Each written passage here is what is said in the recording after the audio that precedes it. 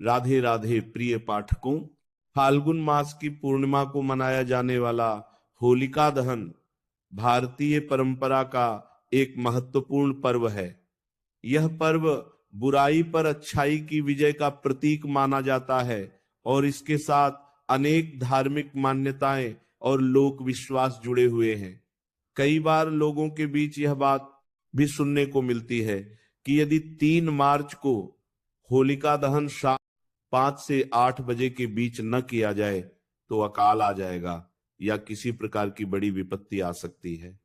ऐसे कथनों को समझने के लिए हमें परंपरा, आस्था और तर्क तीनों को संतुलित रूप से देखना चाहिए। होलिका दहन की कथा प्रहलाद और हिरण्यकशिपु से जुड़ी है, जहां भक्ति और सत्य की विजय का संदेश दिया गया है। इस पर्व का मूल उद्देश्य भय फैलाना नहीं, बल्कि विश्वास और साहस जगाना है।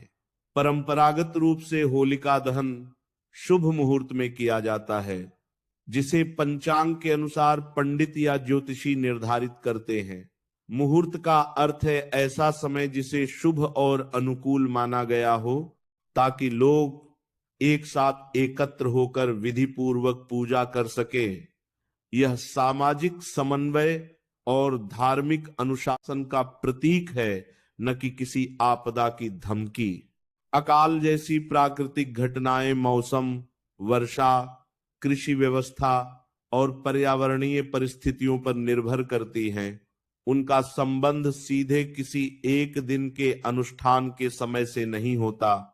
यदि कहीं सूखा या कठिनाई आती भी है तो उसके पीछे प्राकृतिक और मानवीय कारण होते हैं, जैसे वर्षा की कमी, जल प्रबंधन की समस्या या पर्यावरणीय असंतुलन। इसीलिए यह मान लेना कि यदि होलिका दहन एक निश्चित समय में न हुआ तो अकाल आ जाएगा, तर्क संगत दृष्टि से उचित नहीं है। धार्मिक अनुष्ठान हमें एकता, आशा और सकारात्मकता देते हैं, परंतु प्रकृति अपने वैज्ञानिक नियमों के अनुसार चलती है। शाम 5 से 8 बजे का समय इसीलिए लोकप्रिय